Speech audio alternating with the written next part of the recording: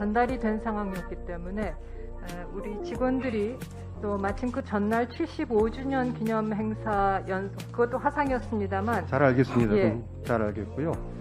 23일 이제 오후 1시 20분쯤 방영된 대통령의 유엔 총회 연설을 보면 종전선언 얘기도 나오고 또 비무장지대 평화지대라는 말씀도 나오고 또 보면은 남북 간의 평화 경제라는 말씀도 나옵니다. 이게 지금 우리 국민이 북한 군인에 의해서 무참하게 살해됐다고 하는 첩보가 들어와서 장관들이 모여서 첩보의 신뢰성을 검증하고 있는 그 이후에 검증하고 있는 시간 중에 이루어졌습니다. 과연 이런 유엔 총회 연설을 계속 해야 될지 아니면 중단해야 될지 바꿔야 될지 연기해야 될지 여기에 대한 검토가 필요했다고 생각하지 않습니까? 네, 연설문이 나가는 그 당시까지는 외교부로서는 그런 첩보를 분석을 알겠습니다. 하는 그러니까 외교부로서는 사실은 알지를 못했으니까 의견을 낼 수도 없었던 것이죠. 맞죠?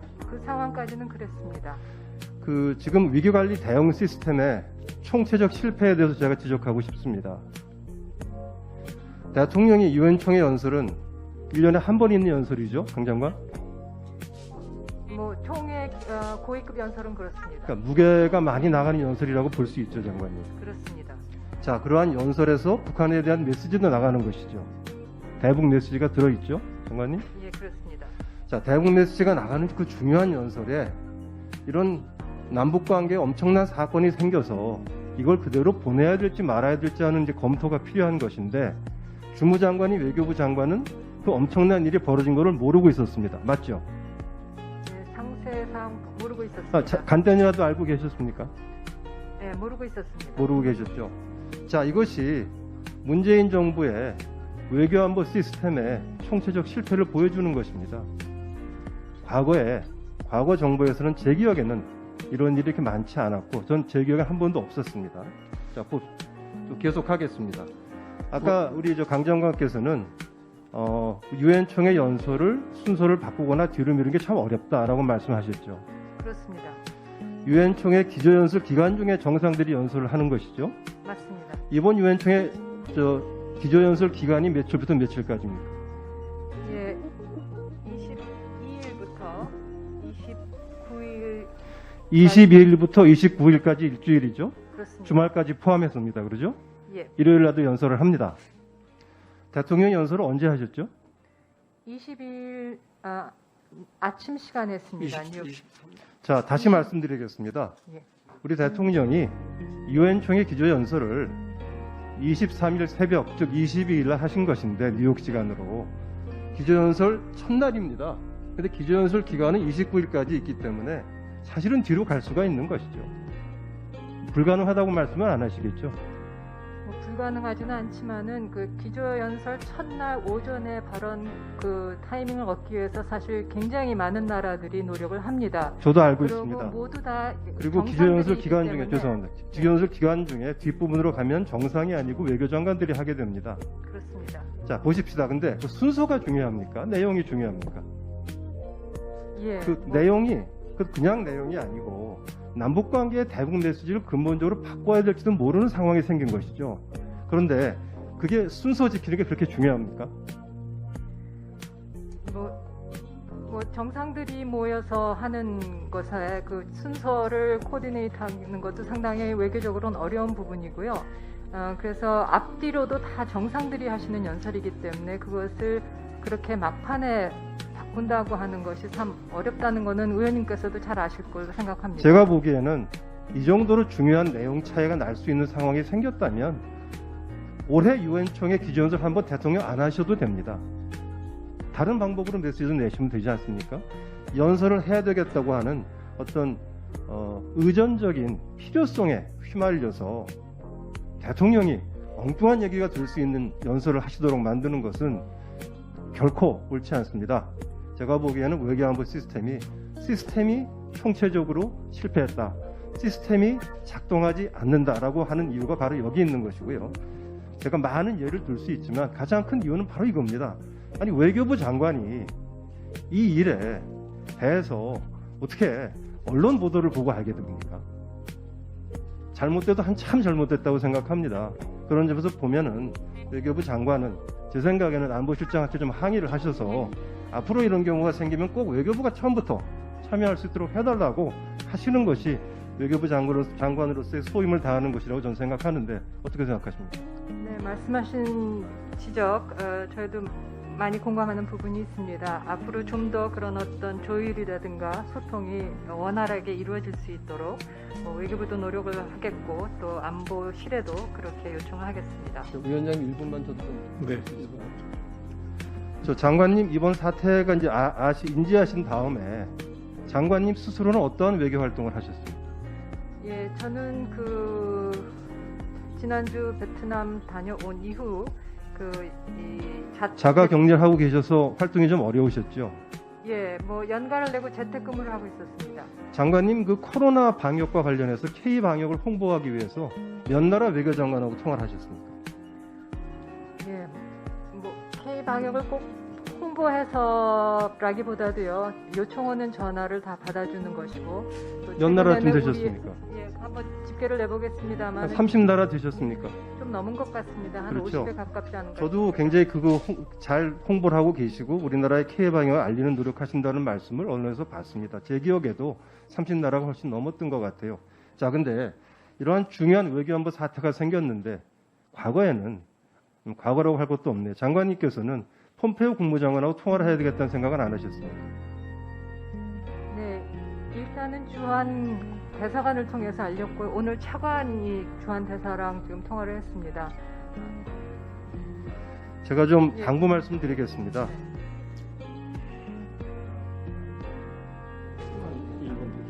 중요합니다. 중요하지 않다는 말씀은 아니지만은 우리 국민이 이렇게 북한에 의해서 피격되고 살해되고 시신이 불태워졌을지도 모르는 최소한 우리 측 판단으로 불태워진 것 같은 상태도 굉장히 중요합니다.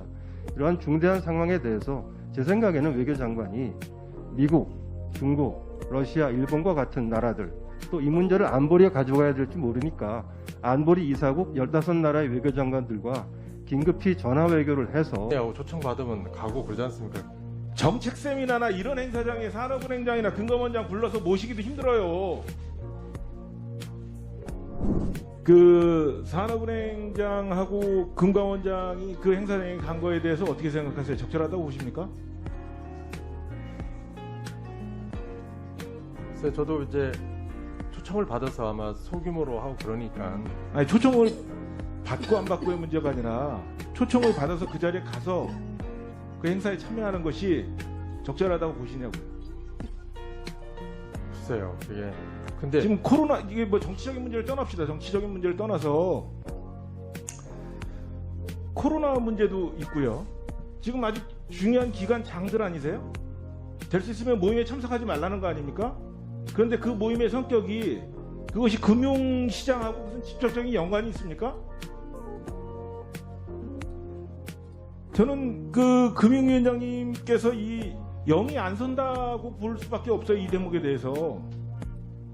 이 이후에 이 산업은행장하고 금감원장에게 뭐 구두로라도 질책을 하셨나요? 지적을 하셨습니까?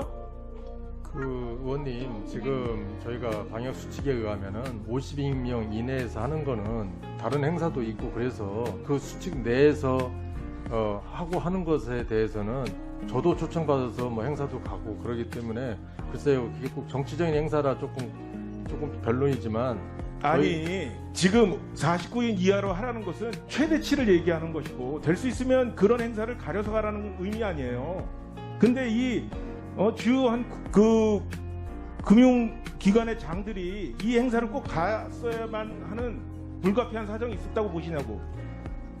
그건 개별 본인들이 또 개인적인 사정도 있고 그럴 테니까 제가 일일이 아니죠. 다 금융위원장님이 그 정도는 판단을 해주시고 그 산하기관에 있는 그 장들께는 뭐라고 지책을 한마디 해주셔야 되는 거 아닙니까? 그래 나라에 영이 쓰는 거죠. 이거는 여야 문제를 떠나는 겁니다.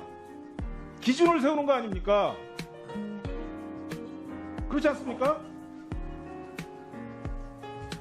근데 금융위원장님이 그 사태 이후에 아무런 말씀도 없으셨다, 아무런 경고도 없었다, 아무런 주의도 없었다 그러면 대한민국은 그럼 도대체 어디로 가는 겁니까? 의원님, 저기 저희가 의원님들이 또 행사하고 무슨 국회에서 토론회하고 초청받으면 가고 그러지 않습니까? 그게 50인 내에서 한번 하는 거니까 그거를 저는 뭐 그 일환의 일환으로 생각을 했고 가셨다 이렇게 했으니까 지금 의원님 정치인들이 정책 세미나나 이런 행사장에 산업은행장이나 금감원장 불러서 모시기도 힘들어요. 그런 예를 드시면 안 되죠. 제가 금융위원장님이면 이것은 문제가 있다, 이것은 단호하게 조치를 하겠다, 강력한 주의 조치를 주겠다라고 말씀을 하시는 게 향후를 위해서도 좋은 것이지, 그런 핑계를 대시는 게 무슨 도움이 됩니까? 알겠습니다. 의원님 지금 저는 뭐 오늘 법안만 생각하고 왔는데 이렇게 말씀하시니까 아니 이게 급 중요치 않다고 생각을 하시는 거예요 그러면? 아니 그런 뜻이 아니고요. 저는 이제 오늘 이제 법안만 생각하고 왔는데 두 분 의원님이 이렇게 말씀하시니까 제가 돌아가서 한번 또 간부들하고 한번 상의도 하고 또 뭐가 있는지 한번 살펴보고 의원님께 또 말씀드릴 일 있으면 하겠습니다. 아니 이걸 정책을 분석하라는 게 아니잖아요. 그 기관의 장들한테 주의도 못 줍니까 그래? 그분들이 훨씬 어려운 분들이에요. 아니 의원님 그게 뭐 여기서 제가 뭐 기관을 주고 하는 걸 뭐 하는 것도 중요하지만 그것도 다 기관장이 우리가 보통 이야기할 때는 또 다 기관의 장으로서의 독립성과 있고 또 의사결정이 있는데 제가 뭐 일일이 그분들의 행동에 대해서 다 하는 게 적절한지 아니면 부적절한지 한번 생각해 보고 말씀드리겠습니다. 알겠습니다. 무슨 말씀입니까? 네? 아하 참, 지금 금융당국의 최고 수장이시라는 분의 인식이 이 정도입니다. 그러니 어떻게 영리 쓰겠습니까? 그렇지 않습니까? 이건 의원님 하여간 제가 말씀 취지를 알겠고요. 한번 보겠습니다. 그게 영의 문제인지 저희가 또 감독이라는 게 범위가 그분들 행동을 일일이 다 감독하는 건지 법무적인 건지도 한번 생각해 보고 말씀을 드릴게요. 산업은행법에 보면 정치적 중립을 지키게 돼 있는데 그게 그 영 범위 밖에 나간다고 보시는 거예요?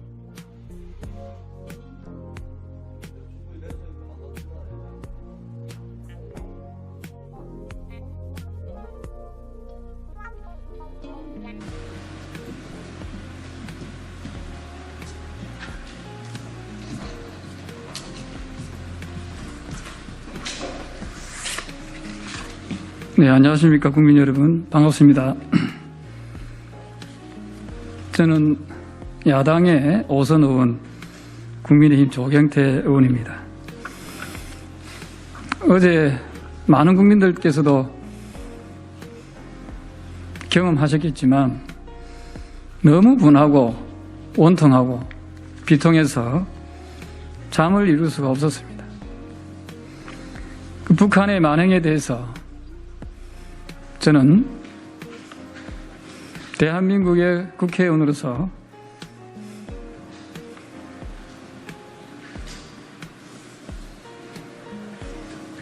그 어떤 표현을 할 수 없을 정도로 분노와 또 철저한 응징을 해야 된다 하는 마음을 가지고 이 자리에 있었습니다. 그리고 자국민을 지킬 의지나 용기나 자신이 없는 자는 대한민국의 대통령이 될 자격이 없습니다. 오늘 그런 취지로 기자회견을 국민 여러분께 앞에서 하고자 합니다. 그럼 준비된 내용을 국민 여러분께 말씀드리겠습니다. 국민보다 북한을 선택한 문재인 대통령, 국민의 생명과 안전을 지켜낼 자신이 없다면 그만 물러나시라.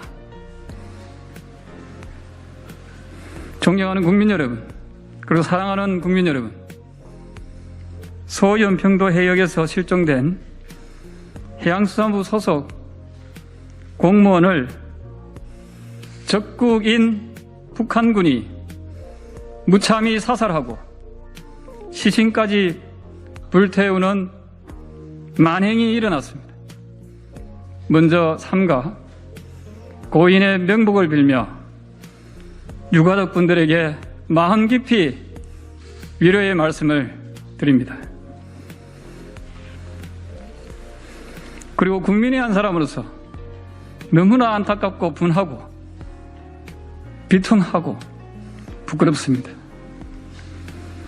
도대체 문재인 대통령은 누구를 위한 대통령입니까? 우리 군은 누구를 위해 존재하는 군입니까? 북한의 만행을 수수방관하는 사이에 우리 국민이 살해당했습니다. 심지어 은폐하려고 하는 정황까지 속속 드러나고 있습니다. 실종된 우리 국민이 북한에 억류되었다는 것을 보고받았으면 대한민국 대통령이라면 당연히 즉각적인 구출 작전을 명령했어야 합니다. 국민의 안전과 생명을 위협한다면 이역만리 아대만이라도 단숨에 달려갔던 우리 군이었지만 문재인 정부에서는 불과 몇 킬로 앞에 우리 국민도 방치해버렸습니다. 우리 국민을 위협에 빠뜨린 존재가 북한이기 때문입니까? 실종되었던 해수부 공무원은 우리 군이 보는 앞에서 무려 6시간 동안 차가운 바다 속에서 공포에 떨고 있었지만 그 옆에는 군도 대통령도 없었습니다. 이미 미군 측에서는 우리 국민이 사살될 위험이 있다는 경고를 보냈지만 북한군을 더 믿고 싶었던 우리 군은 아무런 조치도 취하지 않았습니다. 북한군의 야만적인 살인 행위를 방치한 군과 국군 통수권자인 대통령은 어떤 변명으로도 비난과 책임을 면치 못할 것입니다. 우리 국민이 차가운 바다 속에서 무참히 살해되고 불태워지는 만행을 버젓이 하긴 하고서도 문재인 대통령은 북한과 종전을 선언하겠다는 유엔 총회 기조연설을 강행했습니다. 최소한 대한민국 대통령이라면 우리 국민이 사살된 상황에서 김정은에게 러브콜을 보낼 것이 아니라 북한 고속정의 폭침을 명령했어야 했습니다. 우리 국민에게 어떠한 위협이라도 가한다면 철저한 응징을 한다는 강력한 의지를 보였어야 옳습니다. 이후에도 대통령은 이해할 수 없는 행보를 이어나갔습니다. 북한의 만행을 모두 확인한 이후에 진행되었던 23일 군 장성 진급 신고식에서도 평화만 외치다 끝났습니다. 대통령이 말하는 평화가 우리 국민의 생명을 담보로 구걸하는 것이라면 그런 평화에 절대 동의할 수 없습니다. 북한의 만행으로 전 국민이 분노하는 사이에서도 대통령은 헤드셋을 끼고 아카펠라 공연을 감상했다고 합니다. 오늘 오전 국군의 날 기념식에서도 북한의 만행에 대해서는 한마디 언급도 없었습니다. 어떻게 이런 자가 대한민국의 국군 통수권자여 대통령이라 할 수 있겠습니까, 여러분?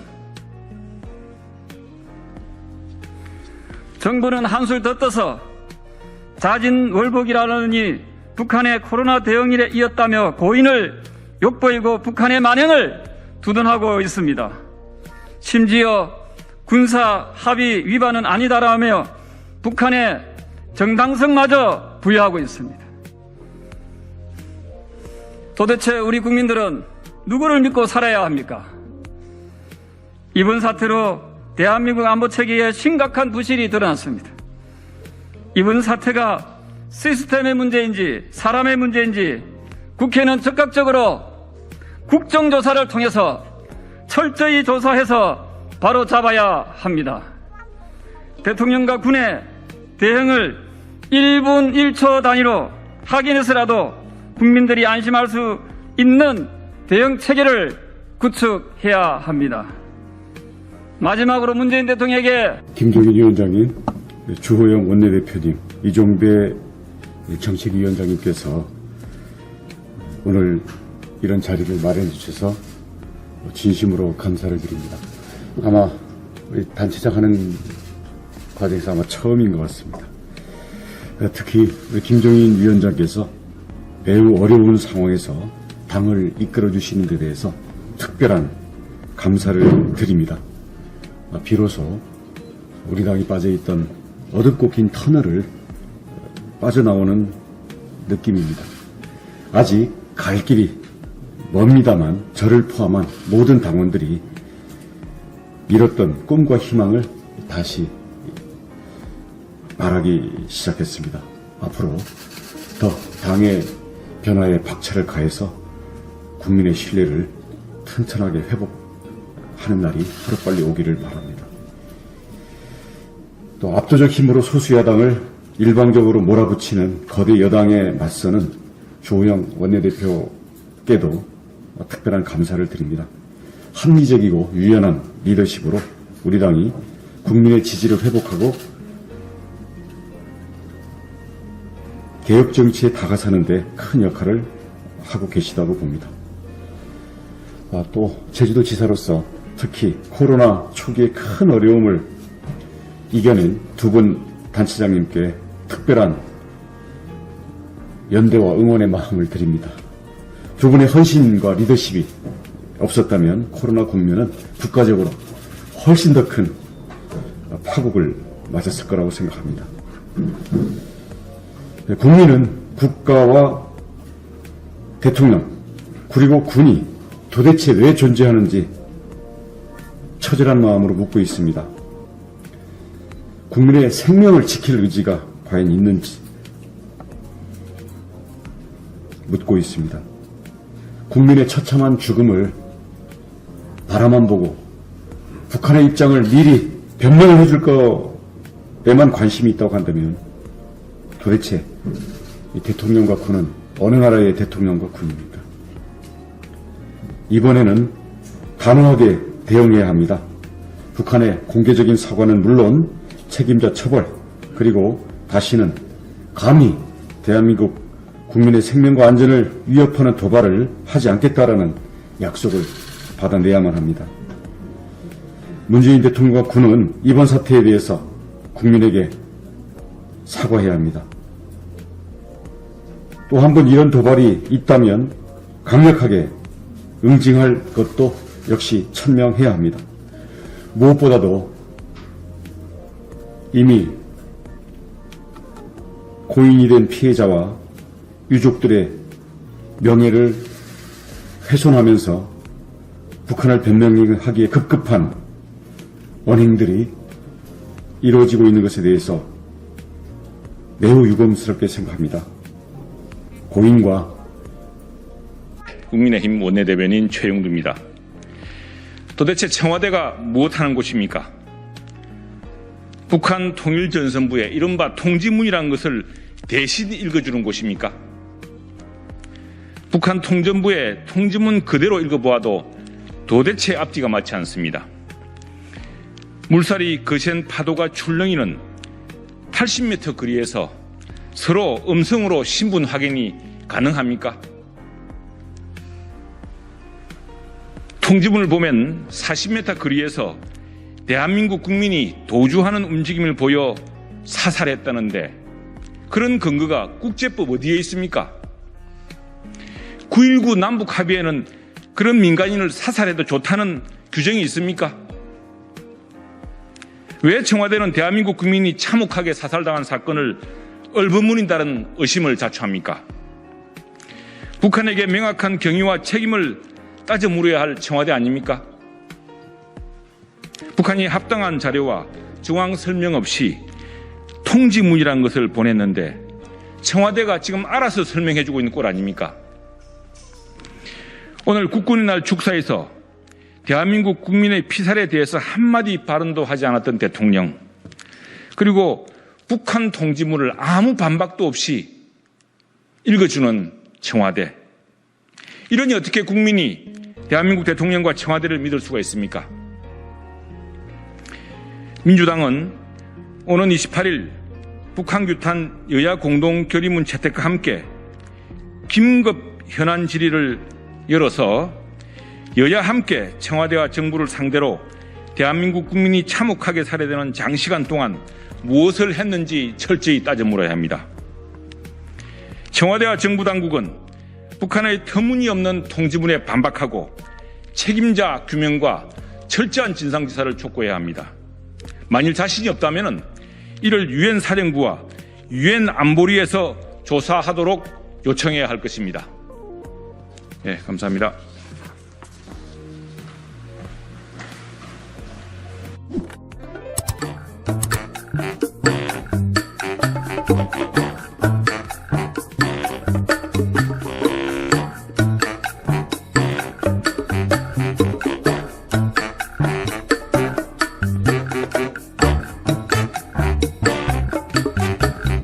부어서 불태우는 끔찍한 사건이 있었습니다. 천인 공노할 반인륜적 만행이 아닐 수 없습니다. 월북이냐 표류냐 실족이냐가 중요한 것이 아닙니다. 우리 국민이, 민간인이 북한군에 의해 처참하게 살해되는 상황을 실시간으로 인지하고도 우리는 아무런 조치를 취하지 못하고 손 놓고 있었던 이 정부의 무능과 무책임을 본 의원은 지적하지 않을 수 없습니다. 자, 우리가 22일 3시 30분에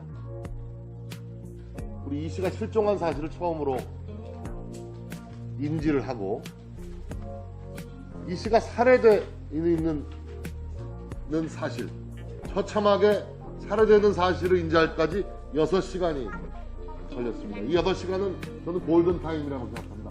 이 8시간 동안 우리 정부가, 우리 군이 좀 더 기민하게 대응했더라면 저는 이 씨를 살릴 수 있었을 것이라는 신락 같은 희망을 가지고 있었습니다. 자, 통일부 장관, 이 골든타임 8시간 동안 통일부는 어떤 조치를 취했습니까? 아무 조치도 취하지 않았습니다. 자, 이게 제가 기다리세요. 북한이 오늘 뒤늦게 어떤 형식의 유감 표명, 해명 표명이 있었습니다만 그것으로 끝날 수는 없는 것이죠. 짚고 넘어가야 될 대목이 한두 가지가 아닙니다. 자, 대통령께서는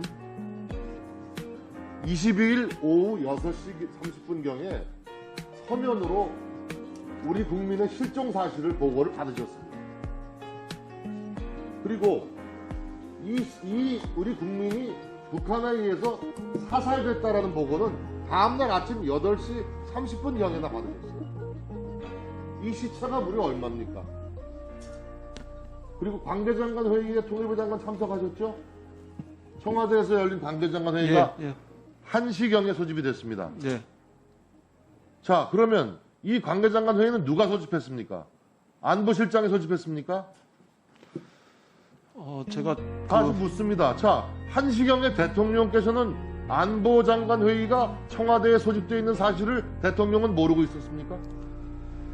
무엇 때문에 안보 관계장관 회의가 소집되고 있다는 사실을 그 시각에 새벽 1시에 23일 새벽 1시경에 대통령은 깨어 있었습니까? 주무시고 계셨습니까? 첩보의 신뢰성을 검증하는 과정으로 관계장관 회의가 소집되었었기 때문에 자, 그 점을 의원님께서 보십시오. 참고해 새벽 주시면 좋겠습니다. 1시에 관계장관 회의가 소집되었지만 이미 2시간 반 전에 22일 오후 10시 30분에는 우리 국민이 북한군에 의해서 사살되었고 시신이 불태워졌다는 첩보를 입수한 뒤였어요. 이 사실은 바로 대통령께 직보가 되었어야 합니다. 그런데 대통령께서는 까마니 모르고 계셨던 거예요. 그리고 그날 다음날 아침 8시 반이 돼서야 서훈안보실장으로부터 보고를 받습니다. 그 어간에 유엔 총회 연설이 있었죠. 그러니까 이 유엔 총회 종전 선언을 강조하는 유엔 총회 연설을 그대로 이루어지게 하기 위해서 오히려 이 참사의 사실을 대통령께 보고를 안 하고 미뤘던 게 아니냐는 충분한 합리적 의심을 할 수 있는 거예요. 어떻게 생각하십니까? 외교부 장관 답변해 보세요. 제가 외교부 장관 답변. 예, 외교부 장관 외교부- 그리고 왜 관계장관 회의에 빠졌던 겁니까? 예, 저 외교부는 관련 없는 일이에요? 이 회의가 그 첩보 내용을 됐습니다. 분석하고 자, 정확성을 그럼 뭐 분석하기 첩보 위한 하지 회의이기 말고, 때문에 자, 외교부 저라면 저도 청와대 근무 경력이 있습니다만 새벽 1시에 이 긴급한 안보 관계장관 회의가 있으면 대통령이 알고 계셨어야 됩니다. 그리고 바로 1시간 뒤에 유엔 총회 연설에 종전선언 내용을 하는데 이런 어떤 엄청난 사안에는 사실관계에 대해서 논의가 되었어야죠. 야, 이거 유엔 총회 연설 내용이 이대로 나가도 좋은지 아닌지 이런 논의가 관계장관 회의에서 당연히 다뤄졌어야 되는 거 아닙니까? 제가 의원님 질문 과정에 대답을 드려야 되는데 짧게 좀 시간이 가니까. 짧게. 6시 반에 서면 보고 외에 저희 관계장관 회의가 열리기 전에 한 번쯤 서면 보고가 더 있었을 것으로 저는 추정하고 그렇게 알고 있습니다. 제가 사실을 더 확인한 다음에 자. 의원님께 대답할 수 있도록 그렇게 하겠습니다. 그리고 유엔 연설과 관련해서는 이미 외교장관께서 설명을 하셨다고 저는 오늘 생각합니다. 국군의 날 기념식에서도 대통령께서는 끝내 북한의 이 만행 사실에 대해서 언급하시지 않았습니다. 전 이렇게 생각합니다. 그러면 오늘 국군의 날 연설 내용은 북한으로부터 접수된 서훈 원장이 대독한 북한의 반응, 해명이란 내용이 오늘 국군의 날 기념사에 반영된 것입니까? 저로서는 그 문제까지는 확인할 수 없습니다. 북측의 입장이 언제 전달됐고 또 그것이 대통령 오늘 기념사와 관련해서 어떤 연관성을 가지는 저는 데서 이 지금으로서는 정부에 제가 답변 드릴 수 없고 확인한 다음에 다시 의원님께 말씀드릴 수 있도록 하겠습니다. 아까 존경하는 이낙연 의원님께서 남북관계에 그대로 있는 것과 변한 것을 예시를 하셨는데 저는 남북관계에 정말 변하지 않는 것 문재인 정부의 끔찍한 북한 사랑 같아요. 그건 변함이 없어요. 우리 국민이 우리 공무원 민간인이 저렇게 처참하게 천인 공노한 북한의 만행으로 목숨을 잃는 그런 사건이 발생을 해도 그 시각 골든타임 8시간 동안 대한민국 정부는 없었습니다. 우리 국민을 구해줄 그 누구도 없었습니다. 그 수십 시간을 표류해가지고 그 목숨을 구제하려고 그 순간 얼마나 힘들고 고통스럽게 그 국민은 최후를 맞이했는가. 정부는 한번 좀 생각. 매번 북한만 드러난 일이 아니라 또 책임 있는 정부의 공직자로서의 사실을 좀 변경하세요.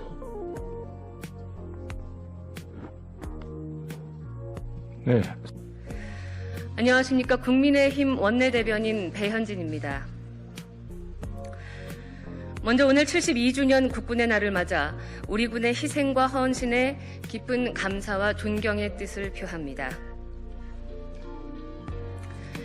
여러분 모두 잘 아시겠지만 사흘 전 우리의 국민이 북한군에게 야만적으로 살해돼 불에 태워지는 천인공노할 사건이 벌어졌습니다. 바로 문재인 대통령이 종전선언 연설을 한 그날입니다. 이에 국민을 대표하는 국회는 의문투성이인 이번 사건의 진상을 철저히 규명해 국민들께 알리겠다고 약속을 드렸습니다.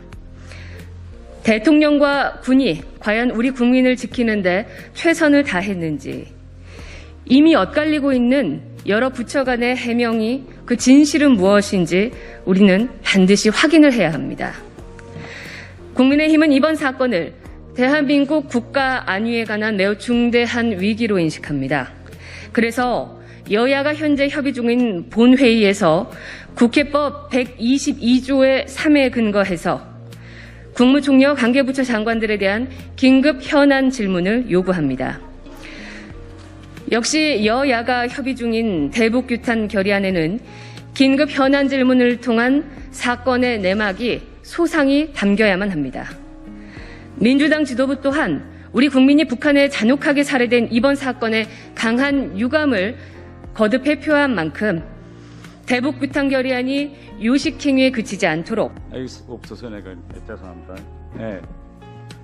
저는 오늘 이거 우리 여야 의원님들 현안 질의하는 과정을 보면서 저는 좀 다르게 생각합니다. 제가 왜 여당 의원님들하고 문제를 다르게 보는지는 잘 모르겠는데, 저는 북한의 항시적인 테러 위협을 받고 있고, 나 혼자서 화장실도 갈 수 없고 집안 문 밖에도 나갈 수 없는 이런 처지에서 정부의 경우에만 기대해서 지금 하루하루 버티고 있는데, 오늘 우리 국민이 살해됐습니다. 그런데 그 피해자, 그 유가족이 견지해서 울분을 터야 할 이 자리가 김정은의 북한 통일전선분의 편지 한마당에 그걸 한 장 그걸 가지고 이게 뭐 정말 얼마나 신속한 답변이냐, 뭐 미안하다는 표현이 2번 들었다 이러면서 가해자를 뭐 어느 또 이런 입장을 좀 더 두둔해지는 이런 자리로 되는 거 벌써 나는 이런 생각이 들어요. 내가 이거 서울 한복판에서 진짜 살해되고 김정은이가 이거 정말 죄송합니다, 이거 가인 충성 부리던 어느 여원이 상부 지시 없이 이거 이렇게 됐는데 죄송합니다, 편지 한 장 보냈어도 또 이게 얼마나 이게 신속히 답변이냐, 이렇게 대응할 것이냐, 이거 정말 참담해요. 이거 사람이 죽어나갔는데 우리가 어떻게 가해자 의도적인 그런 건 보지 않지만은 정말 이거 참담합니다. 사람이 죽었는데 시체를 불태웠느냐, 그건 아니죠. 그건 떠나서 이거 진짜 무관 우리 주민이 죽은 마당에서 우리 국회의원, 국민의 의사를 대표하는 우리 의원님들이 어떻게 가해자 편에서 또 가해자의 입장을 어떻게 좀 국민들한테 좀 잘 납득시킬까, 이런 방향에서 이야기하시느냐, 저는 이렇게 생각하고요. 자, 의원님, 제가 제 심정을 이야기합니다. 내 질의 이야기합니다. 예, 그리고, 그래서, 제 시간이 가기 때문에 제 시간에는 제가 좀 쓰게 해주세요. 그리고 다른 하나 문제는 우리가 이 자리를, 여당 의원님들이 이거 정쟁의 무대로 쓰지 말자고 했습니다. 그래서 우리 여기서 지금 모인 논의는 뭐냐, 통일부와 외교부에 대응해서 앞으로 이런 사건이 일어나지 않도록 하자면 행정부가 어떤 일을 더 할까, 뭘 더 우리가 또 촘촘히 대책을 취할 건 없는가, 이걸 우리가 공동으로 토의해서 찾는 자리가 돼야 된다. 누굴 두둔하는 게 아니라. 그래서 제가 외교부 장관님의 말씀에 대단히 저는 이제 귀를 기울이고 들어요. 자, 장관님 말씀이 어떤 거, 왜 그냥